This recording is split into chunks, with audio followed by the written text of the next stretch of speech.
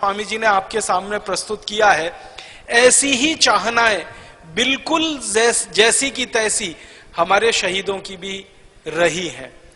मैं पहले शहीद के नाम से जो बात कहना चाहता हूं, शहीद आजम भगत सिंह के बारे में बात कह के शुरू करना चाहता हूं। शहीद आजम भगत सिंह को आप जानते हैं 1931 में फांसी हो गई थी 23 मार्च को।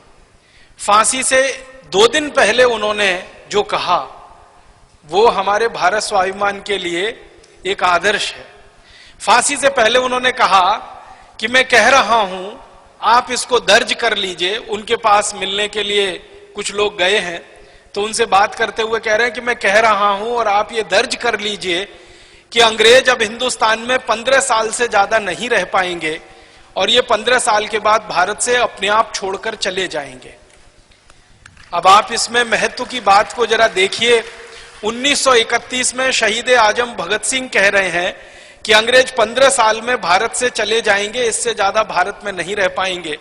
अब 1931 में 15 जोड़ दीजिए तो 1946 बैठता है और 1946 में ही अंग्रेजों ने घोषणा कर दी थी 3 जुलाई 1946 को कि हम भारत अब छोड़ देंगे, भारत वाले तैयारी करें, हम उनको सत्ता हस्तांतरित करना चाहते। तो 3 जुलाई 1946 को अंग्रेजों की घोषणा हो गई थी, अंग्रेजों की पार्लियामेंट की तरफ से घोषणा हो गई थी और शहीद आजम भगत सिंह ने 15 साल पहले 1931 में यह कह दिया था कि 15 साल से ज्यादा अंग्रेज नहीं रहेंगे। तो आप देखिए, जो रेखांकित मैं करना चाहता हूं, आपके ध्यान में बात लाना चाहता हूं कि 23 साल का नौजवान युवक, हमारे हिसाब से तो हम ऐसा मानेंगे कि उसमें परिपक्वता बहुत कम है, क्योंकि आज के समय में 23 साल की उम्र के जो नौजवान होते हैं उनकी दिशा और दशा का अंदाजा आपको है। उस जमाने में 23 साल का नवयुवक देश के बारे में इतनी बड़ी बात कह रहा है, ये एक बात। दूसरी बात उन्होंने उससे भी ज्यादा बड़ी कही। ये तो एक वाक्य कहा उन्होंने, दूसरी बात इससे भी ज्यादा बड़ी कही।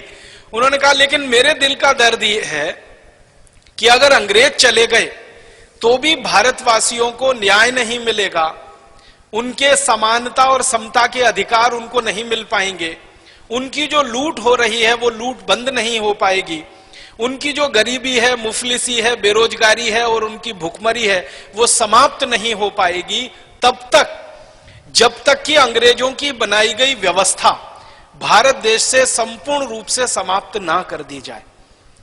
मसाले सच सच